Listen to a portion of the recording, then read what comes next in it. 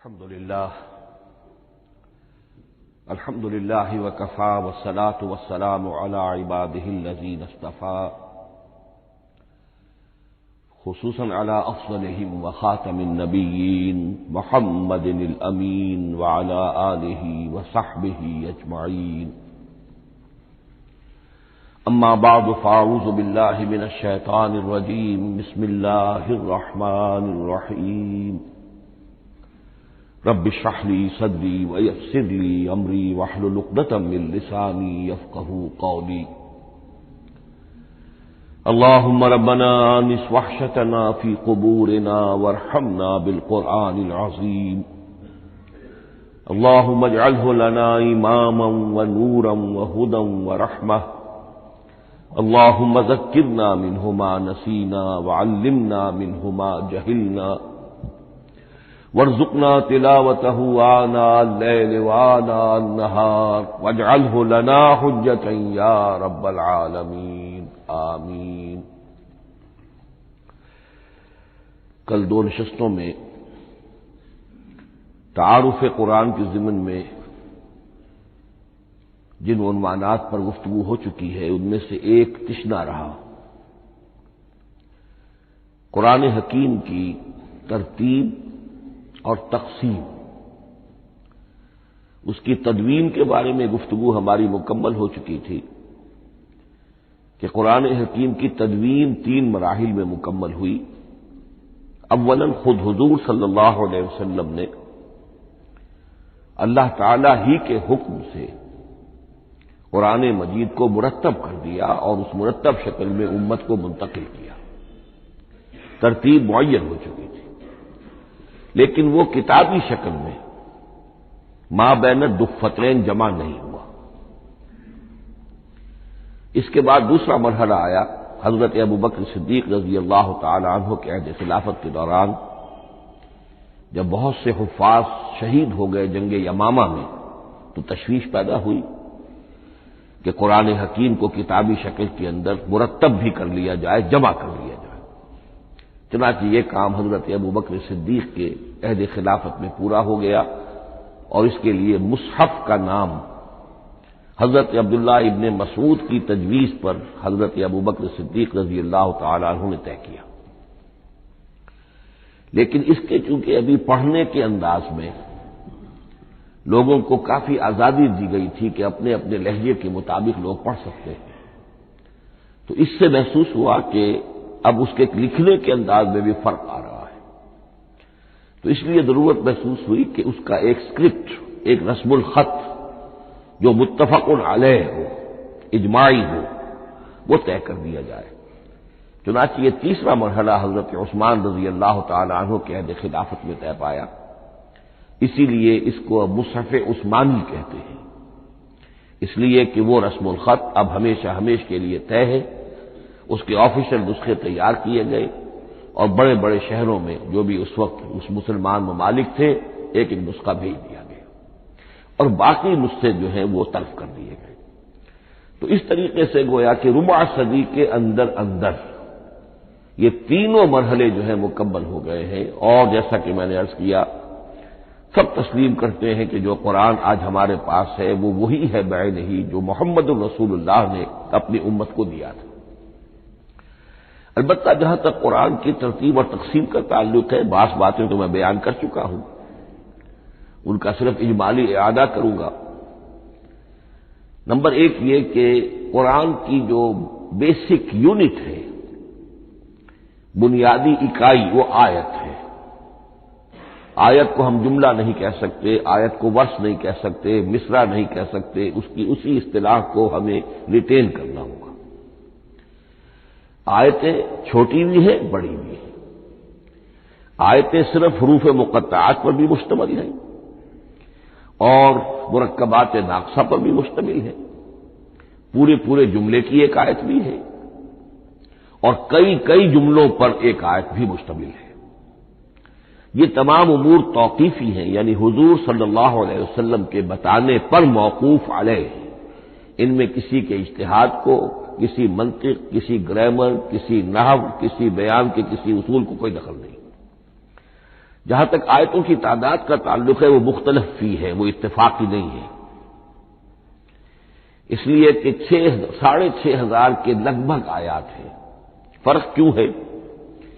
ایک بڑا فرق تو اس وجہ سے واقع ہو جاتا ہے کہ تمام سورتوں کے آغاز میں جو آیت بسم اللہ لکھی ہوئی ہے اس کے ضمن میں ایک اختلاف ہے کہ آیا ہر مرتبہ اس آیت کو کاؤنٹ کیا جائے یا نہ کیا جائے۔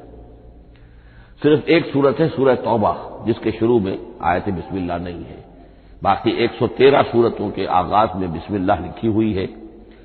تو بعض حضرات اس کو سمجھتے ہیں کہ یہ کاؤنٹ نہیں کی جائے گی، بلکہ یہ تو در حقیقت صرف سورتوں کے درمیان فصل اور فرق قائم کرنے کے لیے یہ آیت بسم اللہ لکھ دی گئی ہے۔ تو آپ سمجھیے کہ جو اس پہ اختلاف ہوگا تو 113 کی عدد کا فرق تو اسی سے واقع ہو جائے گا۔ بعض اور مقامات پر بھی آیات کی تعداد میں قدر اختلاف ہے وہ روایات ہی کی بنیاد پر، کسی شخص کو خود یہ حق حاصل نہیں ہے کہ وہ اس میں کوئی فرق کر سکے، تبدیلی کر سکے۔ بہرحال 6,500 کے لگ بھگ آیات ہے قرآن حکیم کی۔ آیتیں مل جل کر سورتوں کی شکل میں ہیں، ان کی تعداد متفق علیہ ہے 114۔ سورت سور سے بنا ہے، سور کے معنی فصیل ہے، گویا کہ ہر سورت جو ہے وہ اللہ تعالی کے علم، معرفت، حکمت کا ایک شہر ہے۔ سورتوں میں آیات کے باہمی ربط کے حوالے سے اس کے معنی کے اندر اور اس کی حکمتوں کے اندر اضافہ ہوتا ہے، ربط آیات۔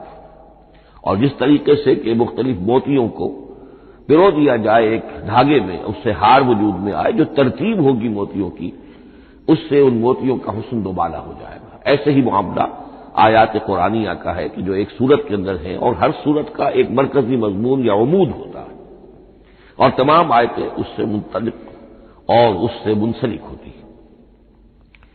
ان سورتوں کے بعد جیسا کہ میں نے عرض کیا، دور صحابہ میں ہمیں صرف ایک اصطلاح اور ملتی ہے، حزب اور یا منزل۔ وہ اس سہولت کے لیے کہ اگر ایک ہفتے میں پورا قرآن ختم کرنا ہو، اس کی تلاوت مکمل کرنی ہو تو روزانہ ایک حزب پڑھ لیا جائے۔ یہ چونکہ دور صحابہ میں بھی مذکور ہے، لہذا اس میں ہم دیکھتے ہیں کہ حسن موجود ہے، یعنی یہ کہ نہ تو یہ قباحت ہے کہ سورتوں کو توڑا گیا ہو، بلکہ پوری صورتیں شامل ہیں۔ کوئی مصنوعی مساوات قائم کرنے کی کوشش نہیں ہے، کوئی حزب نسبتاً تھوڑا سا زیادہ بڑا ہے، کچھ تھوڑا سا چھوٹا ہے، لیکن تقریباً مساوی ہے۔ خام خواہ کی کوئی مصنوعی مساوات قائم کرنے کی کوشش نہیں ہے۔ اور اس کے باوجود یہ حسن موجود ہے کہ سورہ فاتحہ کو اگر ہم علیحدہ رکھ دیں کہ وہ پورے قرآن حکیم کے لیے ایک دباچہ اور مقدمہ ہے، تو پہلے حزب یا پہلی منزل میں 3 سورتیں، دوسرے میں 5، تیسرے میں 7، چوتھے میں 9، پانچویں میں 11، چھٹی میں 13، یہ سیڑھی ہے بالکل۔ اور جو آخری حزب مفصل کہلاتا ہے، اس میں چونکہ آخری پارے میں آپ کو معلوم ہے چھوٹی چھوٹی صورتیں ہیں تو تعداد 65 ہے، وہ بھی جو آخری تعداد ہے 13 اس کا ملٹیپل ہے۔ بہرحال یہ حزب یہ بھی دور صحابہ میں اس کا تذکرہ ہمیں ملتا ہے۔ البتہ جو مزید تقسیم کی چیزیں ہمارے ہاں معروف ہیں وہ بات کی چیزیں، رکوعوں میں طویل صورتوں کو تقسیم کیا گیا تاکہ ایک رکعت میں اگر طویل صورت میں سے کوئی آیات پڑھنی ہے تو اس طرح پڑھی جائیں کہ مضمون ٹوٹے نہ۔ یہ حجاج ابن یوسف کے زمانے میں یہ کام ہوا ہے اور بڑے غور و فکر سے ہوا، اور واقعتاً محسوس ہوتا ہے کہ معنوی جو ربط اور تعلق ہے اس کو ملحوظ رکھا گیا ہے۔ لیکن جو دوسری تقسیم ہمارے ہاں معروف ہو گئی ہے وہ پاروں کی ہے۔ اول تو یہ معلوم نہیں کہ یہ تقسیم کب ہوئی، مجہول الزمان ہے یہ۔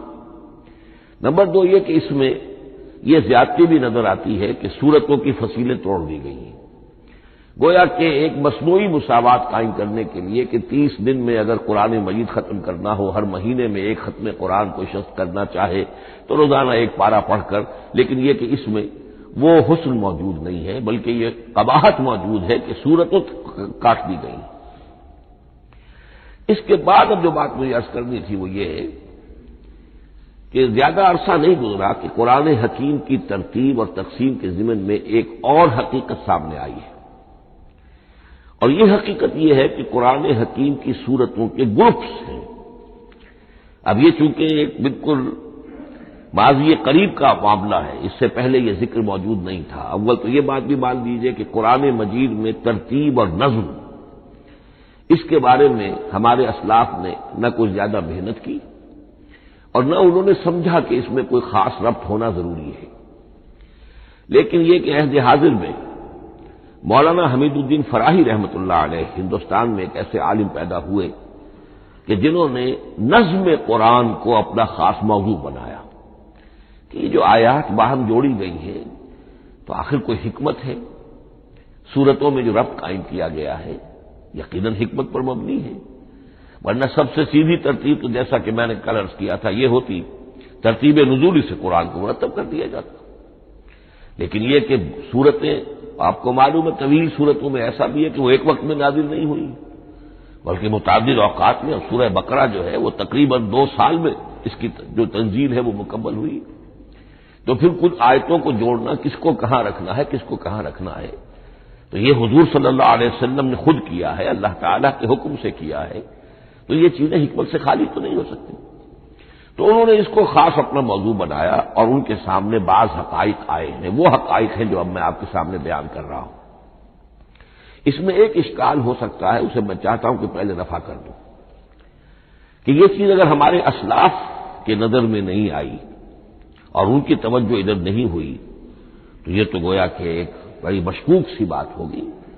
قرآن مجید کے علم کے ضمن میں گویا کہ متقدمین کے فہم پر ہمیں کچھ تانگ کرنا ہوگا، لیکن یہ بات درست نہیں ہے۔ قرآن مجید ایک ایسی کتاب ہے جس کے بارے میں خود حضور نے جو فرمایا لا تنقضی عجائبہ، اس قرآن کے عجائب کبھی ختم نہیں ہوں، ولا یخلق عن کثرت الرد، بار بار کے پڑھنے سے اس پر کوئی پرانا پن، کوئی بوسیدگی طاری نہیں ہوگی، ولا یشبع منہ العلماء، اور کبھی اہل علم اس سے سیری محسوس نہیں کریں گے۔ تو قرآن مجید لا تنقضی عجائبہ، جیسے جیسے دنیا آگے بڑھ رہی ہے، تمدن آگے بڑھ رہا ہے، علم انسانی جو ہے مادی فزیکل سائنسز کا علم آگے بڑھ رہا ہے، قرآنی حقائق اور مبرہن ہو رہے ہیں اور واضح ہو رہے ہیں اور نکھر رہے ہیں۔ بہت سی باتیں ہمارے اسلاف کے علم میں نہیں آ سکتی تھی، اس لیے کہ ابھی انسانی معلومات کا دائرہ بہت ہی محدود تھا۔ ذوالقرنین کون تھے؟ اب چونکہ تاریخ مفسرین کے علم میں نہیں تھی تو سکندر اعظم کو سمجھا گیا کہ ذوالقرنین ہے، حالانکہ سکندر کی شخصیت اور ذوالقرنین کی وہ شخصیت جو قرآن میں بیان ہوئی ہے دونوں میں کوئی مناسبت ہے ہی نہیں۔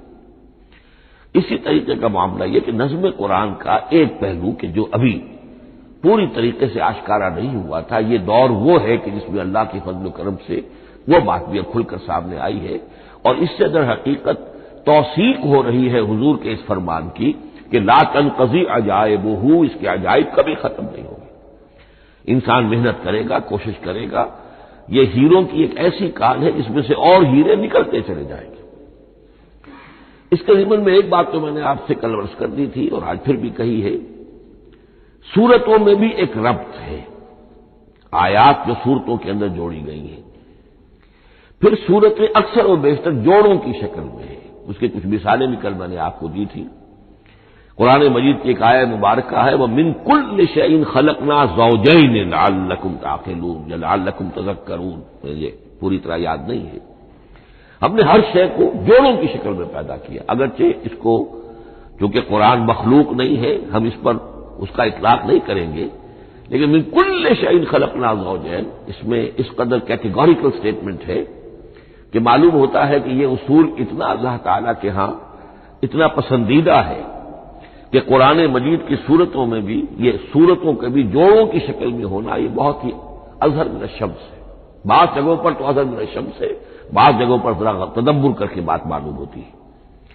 البتہ کہیں کہیں آپ کو نظر آئے گا کچھ منفرد صورتیں بھی ہیں، اور ان میں سے بعض یا جب دوران ترجمہ یہ چیزیں آئیں گی تو اب میں صرف اس وقت حوالہ دے سکوں گا، بڑی تیزی سے ہمیں چلنا ہوگا۔ اس وقت میں چاہتا ہوں کہ ذہن میں یہ حقائق بیٹھ جائیں۔ بعض جگہوں پر آپ دیکھیں گے 3 صورتوں کے گروپ ہیں، ان میں سے 2 کے مابین تو نسبت زوجیت کامل ہے، بلکہ یہ سمجھ لیجئے نسبت زوجیت کہتے کس کو ہے؟ 2 چیزیں مل کر کسی مقصد کی تکمیل کریں، ان دونوں میں ایسی نسبت ہونی چاہیے ریسیپروکل کہ وہ ایک دوسرے کی تکمیل کے لیے اور کسی مقصد کے حصول کے لیے ان کے مابین ایک تعلق قائم ہو، یہ زوجیت ہے۔ اسی طریقے سے قرآن مجید میں جب صورتیں آتی ہیں جوڑوں کی شکل میں، تو کسی مضمون کا ایک رخ وہ ایک صورت میں آ جائے گا، اس کا دوسرا رخ دوسری صورت میں آ جائے گا، اور دونوں مل کر، جسے ہم کہتے ہیں تصویر کے دونوں رخ، وہ رخ مکمل ہو جائیں گے، بات پوری ہو جائے گی۔ البتہ بعض جگہوں پر ہے کہ تین صورتوں کے سب گروپس ہیں۔ میں اس معاملے میں گروپ کا لفظ ریٹین کر رہا ہوں، اس لیے کہ قدیم تو یہ تصور تھا نہیں، جدید اصطلاح ہے، تو اس میں چونکہ اب بہت سے الفاظ انگریزی زبان کے اب اردو میں آ گئے ہیں کہ اس کی جگہ کوئی اور بہت ہی کوئی کوشش کر کے لفظ آیا جائے تو وہ شاید زیادہ عام فہم نہیں ہوگا، یا عام فہم ہے۔ تو گروپس اور سب گروپس، چھوٹے گروپ بڑے گروپ، تو یہ چھوٹے گروپ جو ہے تین صورتوں کے، ان میں سے دو کے مابین تو نسبت زوجیت بتمام و کمال ہوگی، اور تیسرے کی حیثیت ضمیمے کی ہوگی۔ اس کی مثالیں بعد میں آئیں گی۔ البتہ یہ جو ضمیمے ہوتے ہیں خود ان کے، یا جو دوسری منفرد صورتیں ہیں، خود ان میں آپ کو فصل کے ساتھ نسبت زوجیت مل جائے گی۔ اس سے آگے چلیے، اب اصل ہے وہ شے جس کو میں آج چاہتا ہوں بیان کرنا۔ قرآن حکیم کی صورتوں کی ایک گروپنگ اس اعتبار سے سامنے آئی، کچھ صورتیں مکی، پھر مدنی، پھر مکی، پھر مدنی، پھر مکی، پھر مدنی، پھر مکی، پھر مدنی۔ ایسا کیوں ہے؟ بڑی قابل غور بات ہے، اس میں کوئی حکمت ہے؟ اور عجیب بات یہ سامنے آئی، اس اعتبار سے بھی قرآن کے 7 گروپ بنتے ہیں، ہر گروپ میں ایک یا ایک سے زائد مکی صورت، اور پھر ایک یا ایک سے زائد مدنی صورتیں، ایک گروپ پورا ہو گیا۔ دوسرے گروپ میں پھر ایک یا ایک سے زائد مکی صورت، پھر ایک یا ایک سے زائد مدنی صورتیں، وہ پھر گروپ مکمل ہو گیا۔ یہ گروپ بھی قرآن حکیم میں 7 ہے۔ یہ گروپ جو ہے قرات کے لیے نہیں ہے، یہ گروپ جو مانوی تقسیم ہے، غور و فکر کے اعتبار سے، کہ ہر گروپ کا ایک عمود ہے، ایک مرکزی مضمون ہے، اور جس طریقے سے صورتیں دو مل کر ایک مضمون کی تکمیل کرتی ہیں، اسی طرح ہر گروپ کی مکی اور مدنی صورتیں مل کر ایک بڑے مضمون کی تکمیل کرتی ہیں۔ اس طریقے سے گویا کہ یہ قرآن مجید میں 7 گروپ ہیں بڑے بڑے، جو کہ جس میں کہ صورتیں جو ہیں وہ جمع کی گئی ہیں۔ مثلا میں اب آپ کو اشارتاً بتا دوں، پہلے گروپ میں سورہ مکی جو ہے وہ صرف ایک ہے، سورہ فاتحہ، تعداد میں تو ایک ہے، وہ اپنے حجم کے اعتبار سے چھوٹی بھی ہے لیکن بہت بھاری صورت ہے۔ وَلَقَدْ آتَيْنَاكَ سَبْعًا مِنَ الْمَثَانِي وَالْقُرْآنَ الْعَظِيمِ، محض اس صورت کو بھی قرآن عظیم کہا گیا ہے۔ لیکن ایک صورت مکی، سورہ فاتحہ، پھر 4 طویل ترین صورتیں مدنی، بقرہ، آل عمران، نساء، مائدہ۔ دوسرے گروپ میں 2 صورتیں مکی، 2 مدنی، الانعام، الاعراف مکیات، الانفال، التوبہ مدنیات۔ تیسرا گروپ چلتا ہے، 14 صورتیں مسلسل چلی جا رہی ہیں مکی، سورہ یونس سے، سورہ یونس، سورہ ہود، سورہ یوسف، سورہ رعد، سورہ ابراہیم، چلتے جائیے، سورہ ہجر، سورہ نحل، سورہ بنی اسرائیل، سورہ کہف، سورہ مریم، سورہ طٰہٰ، سورہ انبیاء، سورہ حج اور سورہ مومنون، 14 صورتیں۔ اب آئی ایک مدنی صورت، سورہ نور۔ یہ تیسرا گروپ مکمل ہو گیا۔ چوتھے گروپ میں بھی یہی بات آپ کو نظر آئے گی۔ الفرقان سے سورہ سجدہ تک 8 صورتیں مکی ہیں، اور پھر ایک صورت آتی ہے سورۃ الاحزاب، وہ مدنی ہے۔ اب یہ جو ایک ایک صورتیں آئی ہیں، سورہ نور اور سورہ احزاب، ہر شخص کو اندازہ ہو جائے گا یہ آپس میں جوڑے کی شکل رکھتی ہیں، ان کے مضامین بہت ایک دوسرے سے مشابہ ہیں، بہت مشابہ ہیں، لیکن یہ کہ وہ اس طریقے کا جوڑا نہیں ہے کہ اسی گروپ میں ان کا جوڑا موجود ہو، اس کا جوڑا جو ہے وہ دوسرے گروپ میں ہے۔ پھر آئیے 5واں گروپ ہے، سورہ سبا سے احقاف تک، یہ 13 صورتیں مکی ہیں، اور پھر سورہ محمد صلی اللہ علیہ وسلم سے سورۃ الحجرات تک 3 صورتیں مدنی ہیں، یہ کل 16 صورتیں ہیں۔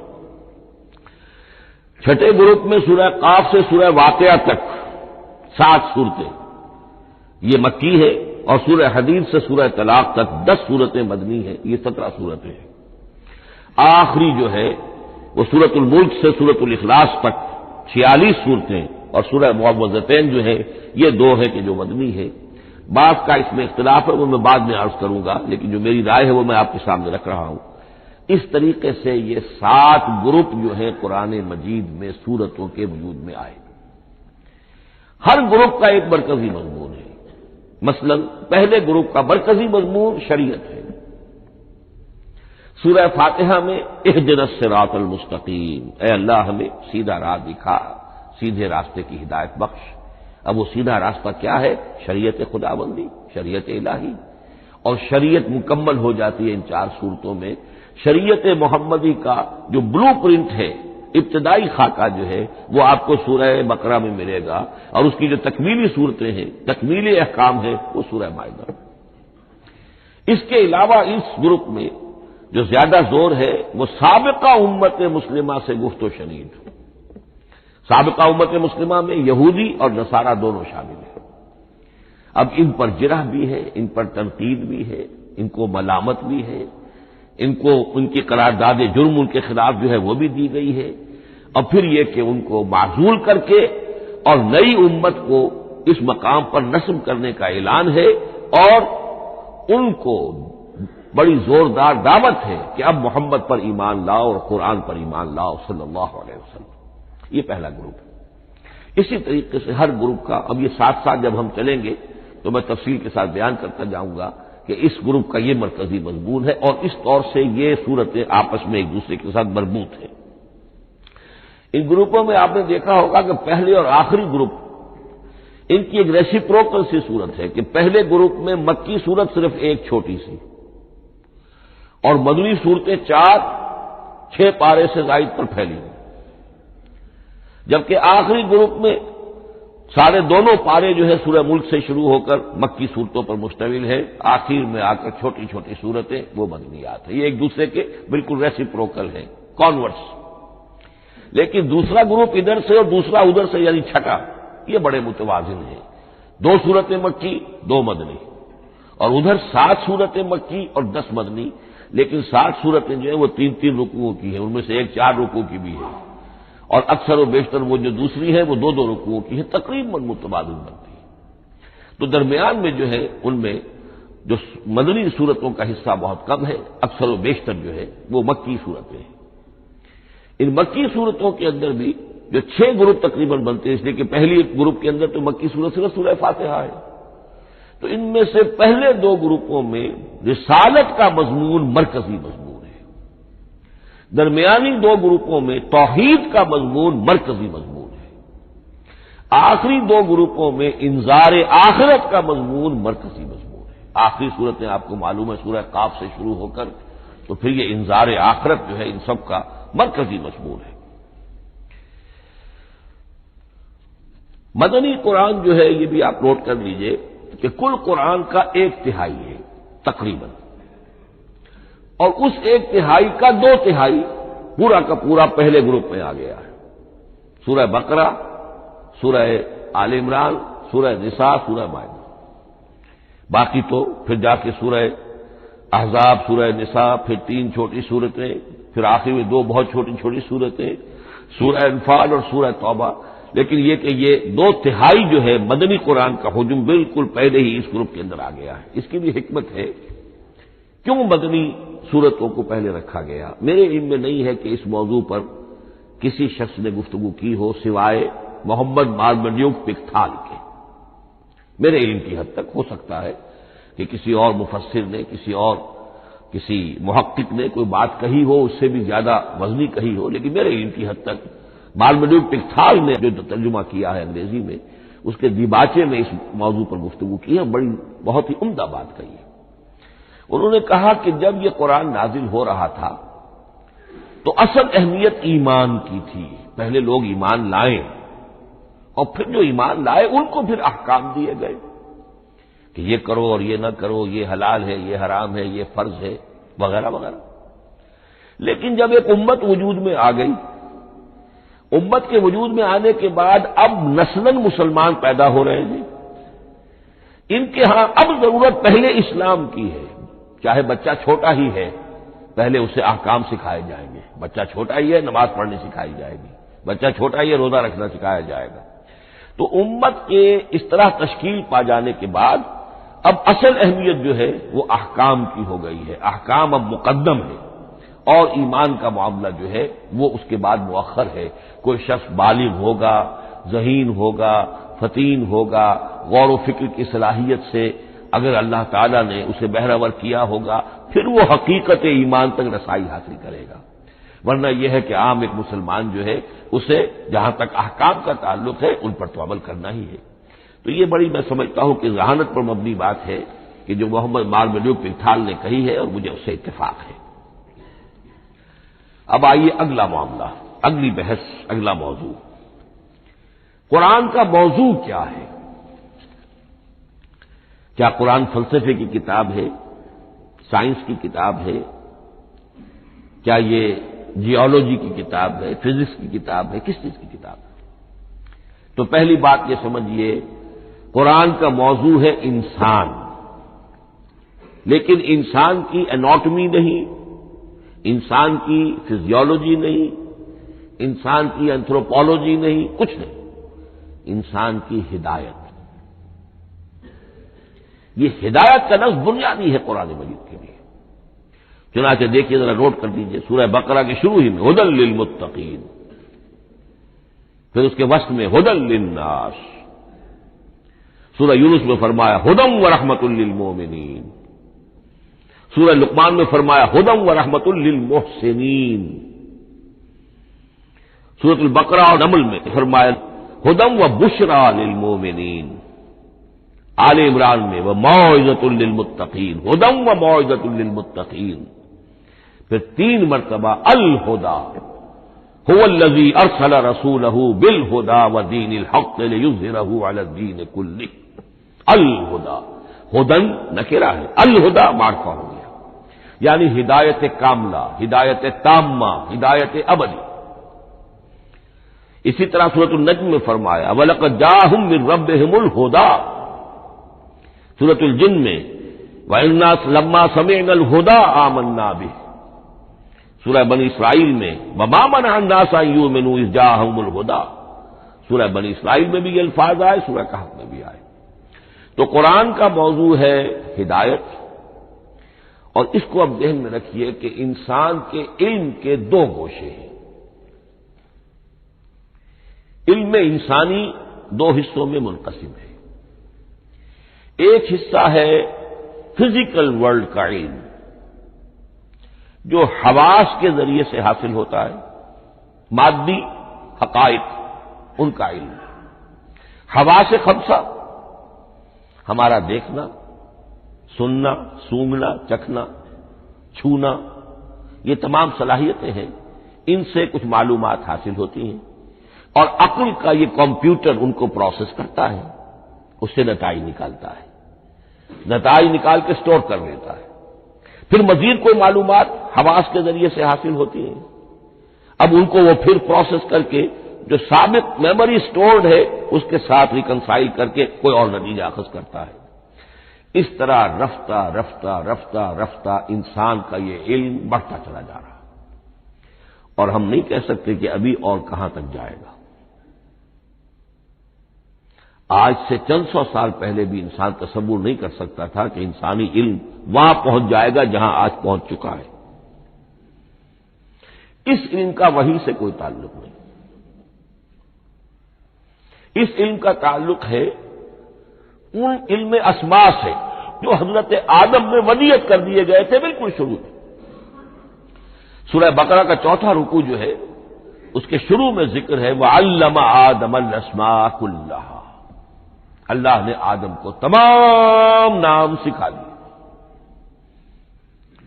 اور اس کے آخر میں ذکر ہے جب آدم کو اور حوا کو حکم دیا گیا کہ اب زمین میں جا کر اور وہاں کا چارج سنبھالو، تو فرمایا وَإِمَّا يَأْتِيَنَّكُم مِّنِّي هُدًى فَمَن تَبِعَ هُدَايَ فَلَا خَوْفٌ عَلَيْهِمْ وَلَا هُمْ يَحْزَنُونَ. وہ علم ہدایت ہے. یہ 2 چیزیں بالکل علیحدہ ہیں.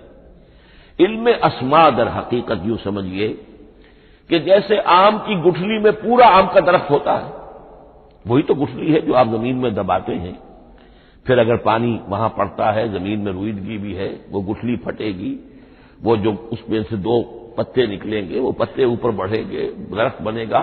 وہ پورا درخت جو ہے آم کی گٹھلی میں موجود تھا، صرف اسے پورا درخت بننے میں 2 سال 3 سال 4 سال لگیں گے، لیکن درخت موجود تھا، پوٹینشلی بالقوہ پورا درخت آم کی گٹھلی میں موجود تھا۔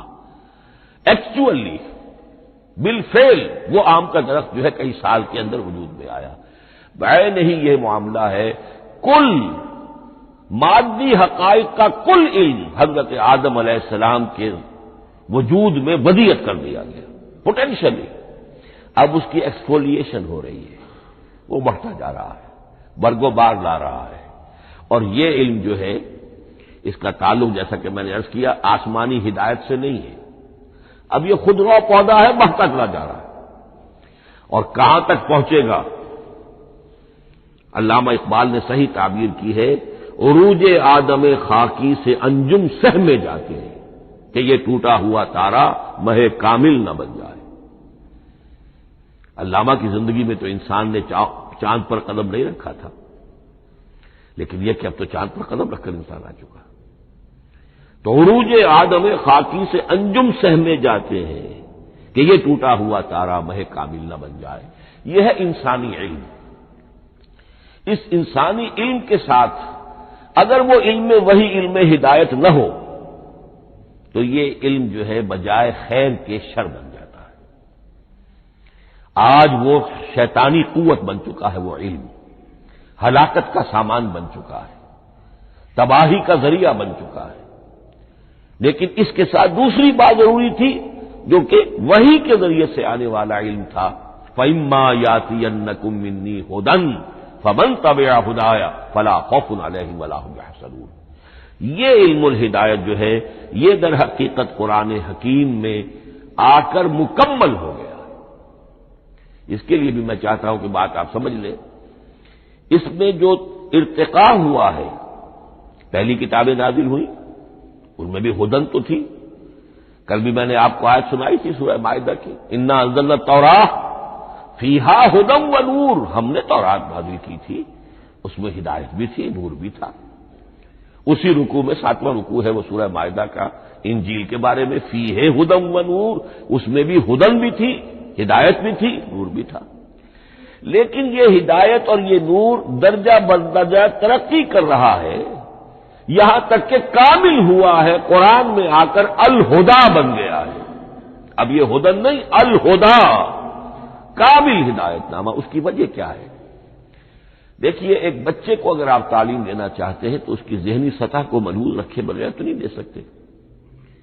آپ چاہے پی ایچ ڈی استاد رکھ دیں کسی بچے کے لیے، بچہ بھی پرائمری کی تعلیم پا رہا ہے، وہ پی ایچ ڈی کا استاد کیا کچھ پلا دے گا اس کو، کیا پڑھا دے گا اس کو؟ اس کی اپنی استعداد جو ہے ابھی اتنی کم ہے کہ اسی کی مناسبت سے اسے تعلیم دی جائے گی، رفتہ رفتہ وہ آگے بڑھے گا، یہاں تک کہ وہ اپنے پوری عقل کے اور شعور کی پوری شدت اور قوت کو پہنچ جائے گا، بلوغت کو پہنچ جائے گا۔ اب اسے آخری پڑھایا جائے گا، اب اسے فلسفہ پڑھایا جائے گا، پہلے وہ ہسٹری پڑھ رہا تھا، اب فلسفی آف ہسٹری پڑھے گا۔ اس حوالے سے تدریجاً اللہ تعالی نے تورات میں صرف احکام ہے، حکمت ہے ہی نہیں، انجیل میں حکمت ہے، احکام ہے ہی نہیں، دونوں مل کر ایک بات کو مکمل کرتی ہیں۔ تورات میں صرف احکام ہے، حکمت ہے ہی نہیں۔ جیسے کہ میں نے عرض کیا تھا، بچے کو آپ بتا دیتے ہیں بھئی روزہ ٹوٹ جاتا ہے اس طریقے سے، روزے کا مطلب یہ ہے اب دن بھر کھانا کچھ نہیں ہے، چاہے بچہ ابھی 6 سال کا ہے، 7 سال کا ہے، 8 سال کا ہے، آپ بتا رہے ہیں احکام تو دے دیے جائیں، یہ کرو یہ نہ کرو، یہ ڈوز ہے یہ ڈونٹس ہے، تو احکام عشرہ، دی 10 کمانڈمنٹس، احکام دیے گئے، حکمت نہیں۔ ابھی حکمت کا تحمل ان کے لیے ممکن نہیں تھا، ابھی وہ عہد طفولیت ہے نوع انسانی کا۔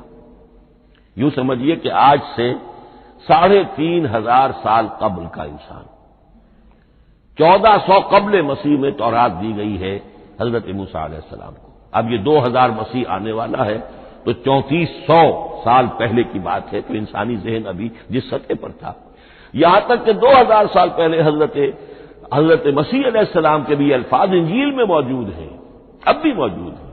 اپنے حوارین سے آپ نے فرمایا تھا ابھی مجھے تم سے اور بھی بہت سی باتیں کہنی تھی مگر ابھی تم ان کا تحمل نہیں کر سکو گے. جب وہ فارقلیت آئے گا تو تمہیں سب کچھ بتائے گا. یہ پیشن گوئی تھی محمد الرسول اللہ صلی اللہ علیہ وسلم. ابھی تم تحمل نہیں کر سکتے، ابھی 600 برس اور چاہیے تمہاری ذہنی بلوغت کے لیے. تو الہدا مکمل ہوا ہے قرآن حکیم میں آ کر. البتہ ایک نقطہ اس میں نوٹ کیجئے، قرآن مجید اگرچہ کتاب ہدایت ہے، سائنس کی کتاب نہیں ہے، لیکن اس میں سائنٹیفک فینومینا کی طرف اشارے موجود ہیں. چونکہ قرآن مجید ان تمام جو بھی یہ کائناتی حقائق ہیں ان سب کو آیات الہیہ قرار دیتا ہے. ان فی خلق السماوات والارض واختلاف اللیل والنہار والفلک التی تجری فی البحر بما ينفع الناس وما انزل الله من السماء من ماء فاحیا به الارض بعد موتها وبث فيها من كل دابة وتصريف الرياح والسحاب المسخر بين السماء والارض لآیات لقوم یعقلون.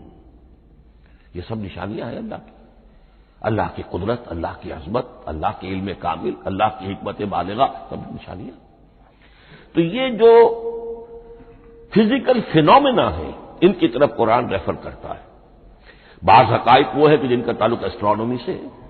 کل فی فلک یسبحون، یہ تمام اجرام سماویہ جو ہیں یہ اپنے اپنے مدار میں تیر رہے ہیں. معلوم ہوا ہر شے حرکت میں ہے. انسان پر تو ایک دور ایسا گزرا ہے وہ یہ سمجھتا تھا زمین ساکن ہے اور سورج حرکت کر رہا ہے. پھر ایک دور آیا کہا نہیں سورج ساکن ہے، زمین حرکت کرتی ہے، اس کے لیے چکر لگاتی ہے. اور آج ہمیں معلوم ہوا ہر شے حرکت میں ہے، ہر شے. سورج کا بھی اپنا ایک مدار ہے، اس میں وہ حرکت کر رہا ہے اپنے پورے کنبے کو لے کر. یہ پورا سولر سسٹم اس کا کنبہ ہے، اس پورے کنبے کو لے کر وہ بھی ایک مدار میں حرکت کر رہا ہے. تو معلوم ہوا کل فی فلک یسبحون. اب یہ کل کا لفظ جس طرح منقع ہو کر، جس طرح مبرہن ہو کر، جس شان کے ساتھ آج وہ عویدہ ہوا ہے، واضح ہوا ہے، آج سے پہلے انسان کو معلوم نہیں تھا. تو یہ جو فزیکل فینومینا ہے جن کی طرف قرآن مجید ریفر کرتا ہے، یہ اگرچہ قرآن کا اصل موضوع نہیں ہے، لیکن ایک بات جان لیجئے کہ قرآن مجید میں ان فزیکل فینومینا کے بارے میں جو بات کہی گئی ہے وہ غلط نہیں ہو سکتی. اور یہ وہ حقیقت ہے کہ جو اس دور میں آ کر اتنی واضح ہوئی ہے. آپ نے نام سنا ہوگا ڈاکٹر مورس بکائی کا. یہ فرانسیسی سرجن تھے، انہوں نے مطالعہ کیا، کمپیریٹو اسٹڈی کی قرآن بائبل دونوں کی. بائبل سے مراد اولڈ ٹیسٹمنٹ، نیو ٹیسٹمنٹ دونوں. اور وہ اس نتیجے پر پہنچا کہ پورے قرآن میں کوئی ایک لفظ ایسا نہیں ہے جسے ہماری ساری سائنسی انکشافات میں سے کسی نے غلط ثابت کیا، جبکہ تورات میں بے شمار چیزیں ایسی ہیں کہ سائنس انہیں غلط ثابت کر چکی ہے. The science, the Quran and the Bible. اب یہ بات بڑی اہم ہے. اس کو بڑی خوبصورت انداز میں ڈاکٹر رفیع الدین مرحوم نے کہا ہے کہ یہ کائنات اللہ کا فعل ہے، عمل ہے، اس کی تخلیق ہے، اس کی تدبیر ہے، اور قرآن اللہ کا قول ہے. قول و عمل میں تضاد ممکن نہیں.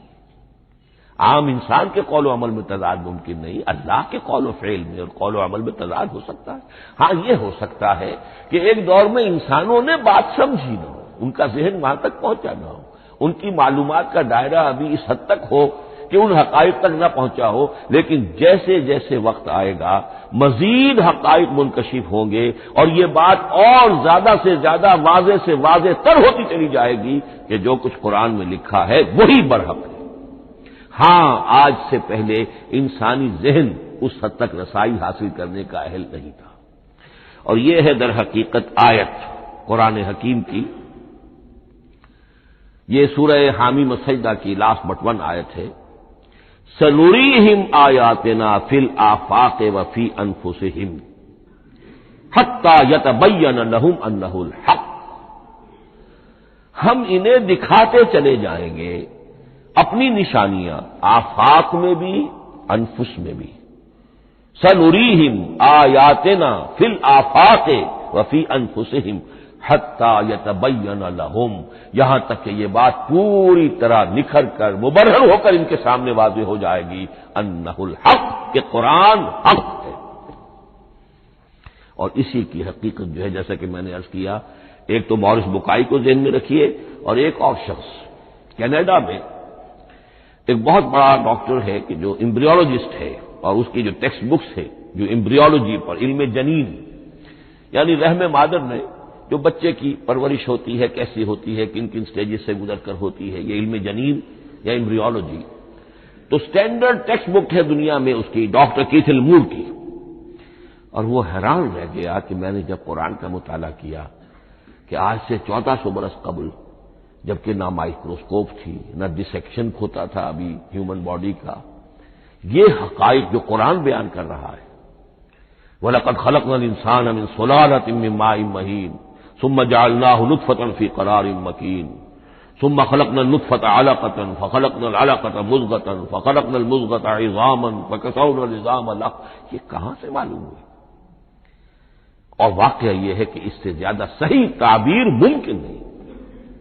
تو یہ حقائق ذہن میں رکھیے کہ اگرچہ قرآن مجید سائنس کی کتاب نہیں ہے، لیکن جن سائنسی حقائق یا جن سائنسی فینومینا کی طرف قرآن نے ریفر کیا ہے وہ یقیناً حق ہے، چاہے تاحال ہم ان کی حقانیت کو نہ سمجھ پائیں۔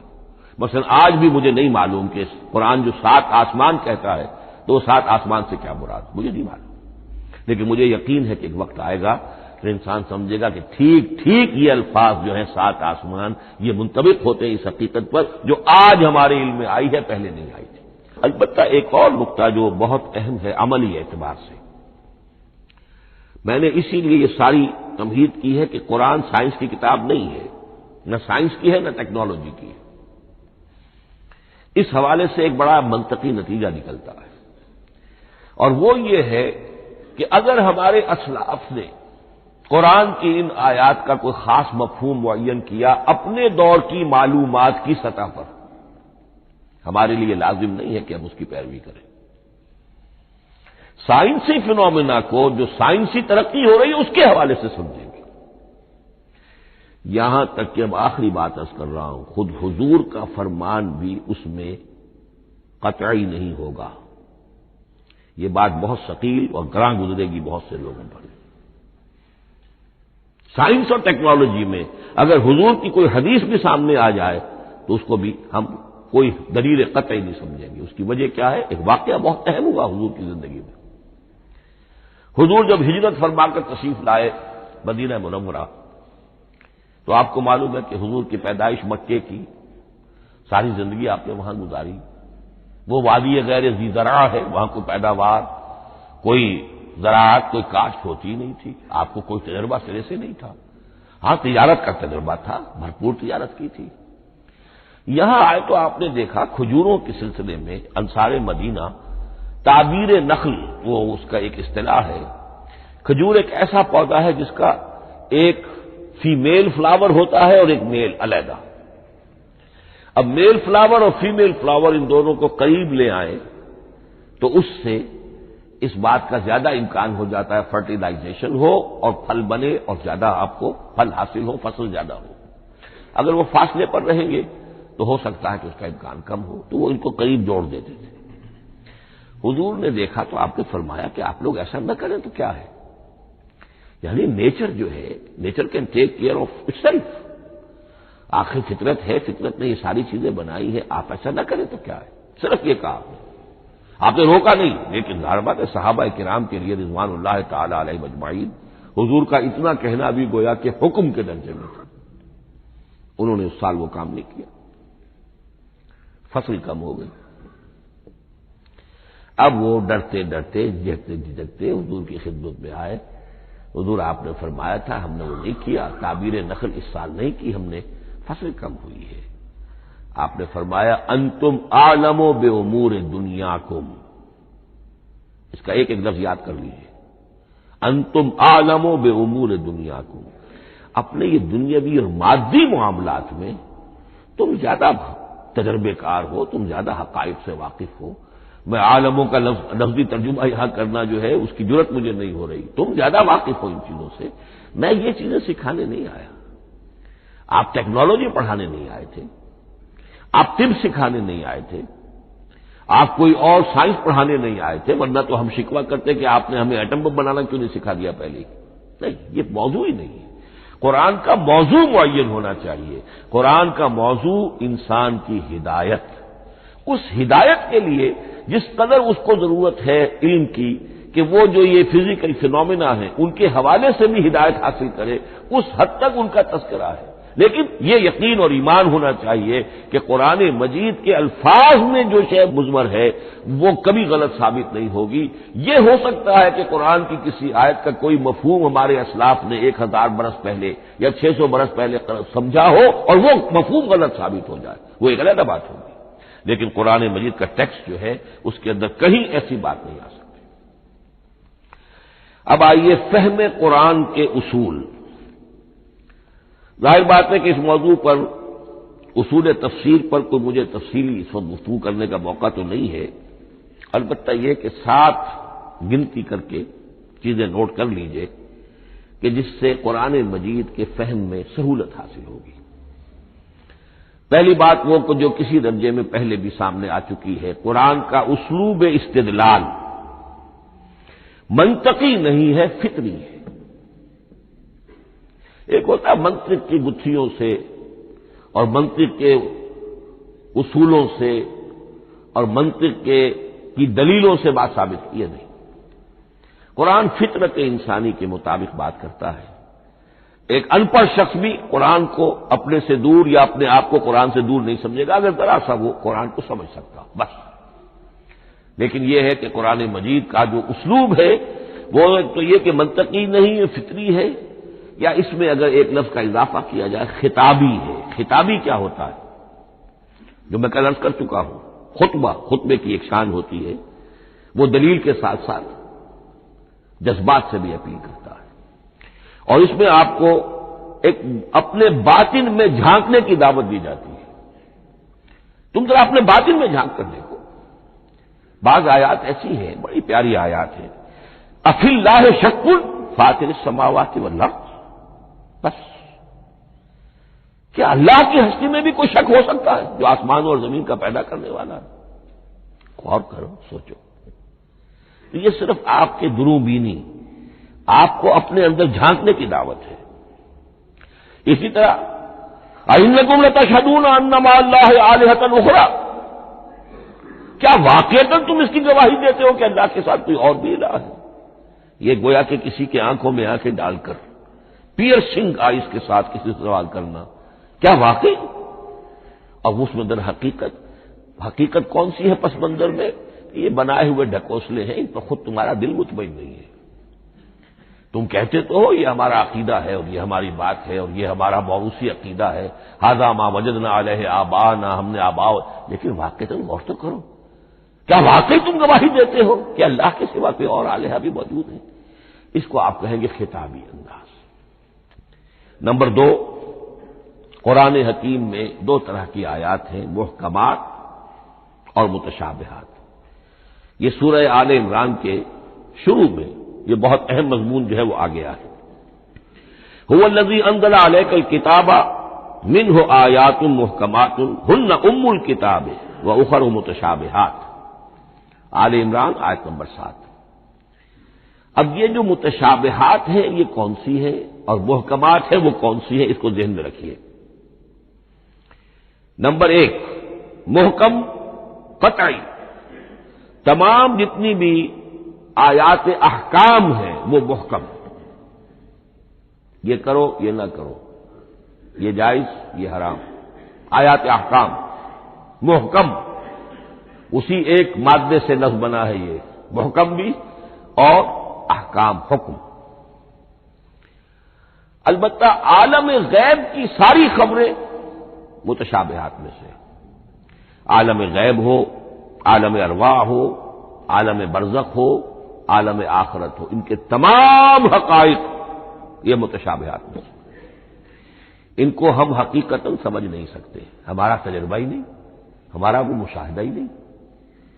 جیسا کہ ایک حدیث میں آیا ہے جنت کی جو بھی نعمتیں ہیں، ایک تو وہ نعمتیں جن کا ذکر قرآن میں ہے اور ان الفاظ میں ہے جن سے ہم واقف ہیں.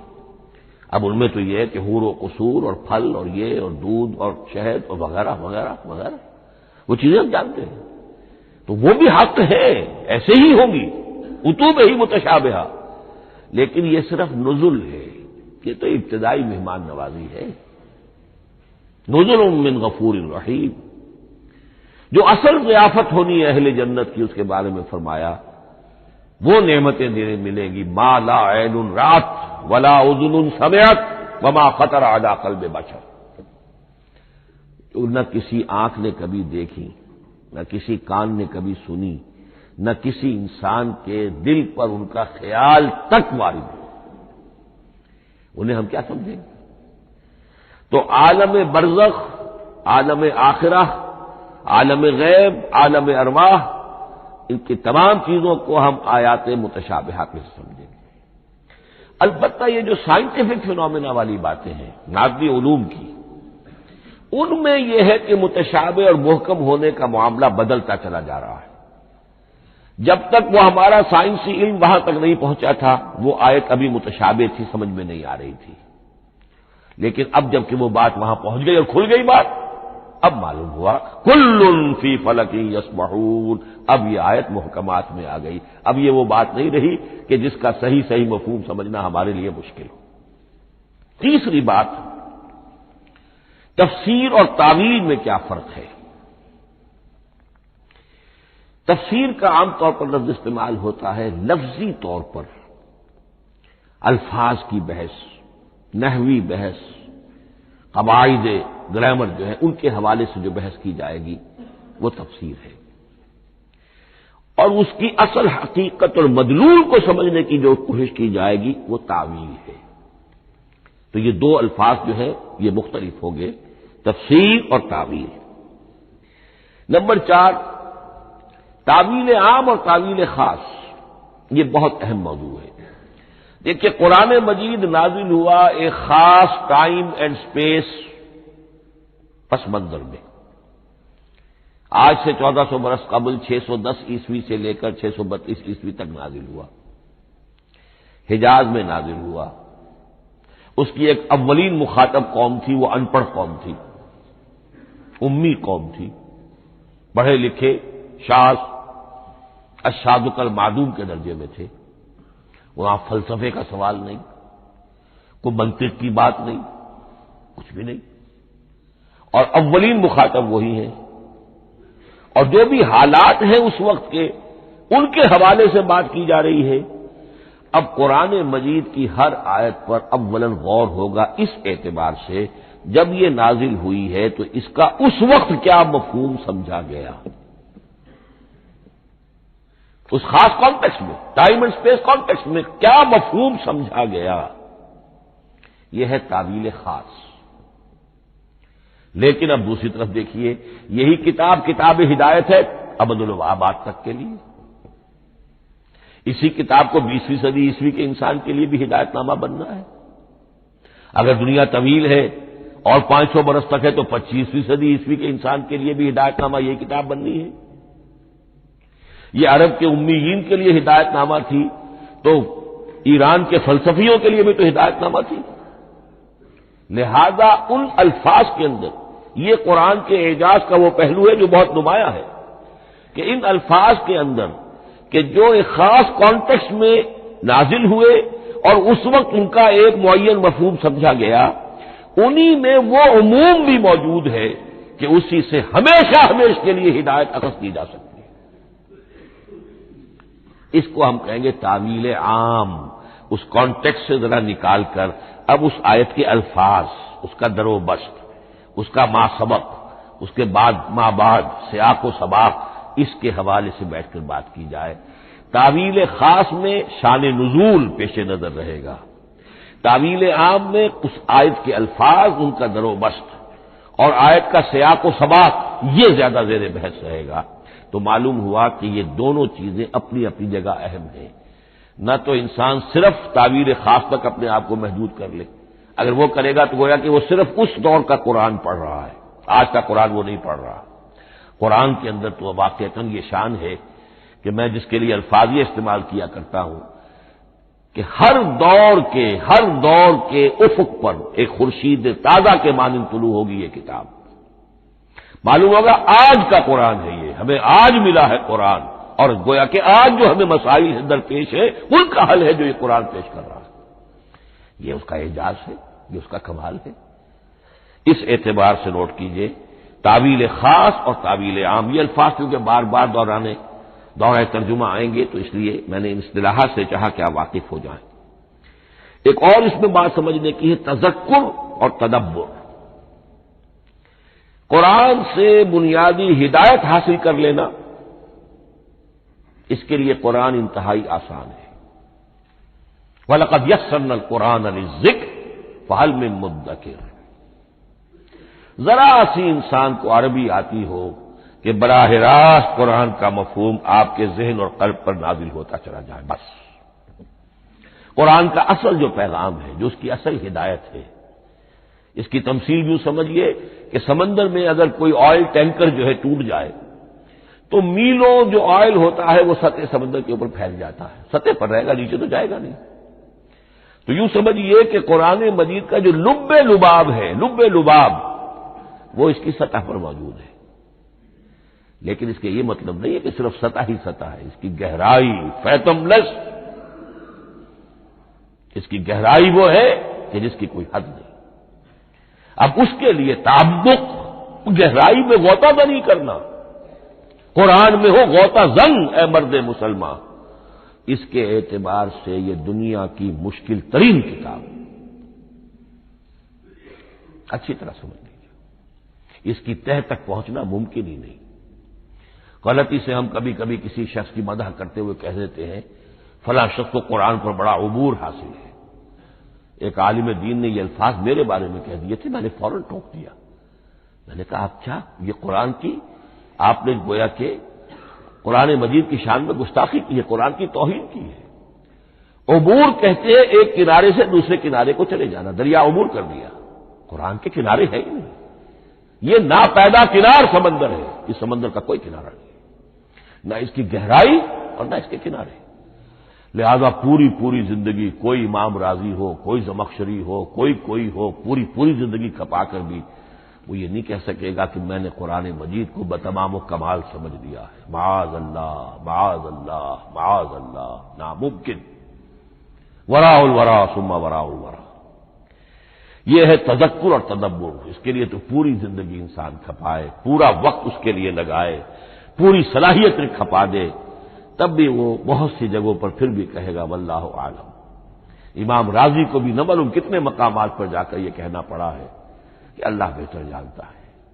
اعلم ان ھذا المقام مقام غامض عمیق محیب، یہ مقام تو بہت محیب ہے، پرہیبت ہے، بہت گہرا ہے، بہت غامض ہے۔ امام راضی کہہ رہے ہیں، 30 جلدوں میں تفسیر لکھنے والا شخص۔ بارک اللہ لی ولکم فی القرآن العظیم ونفعنی وإیاکم بالآیات والذکر الحکیم۔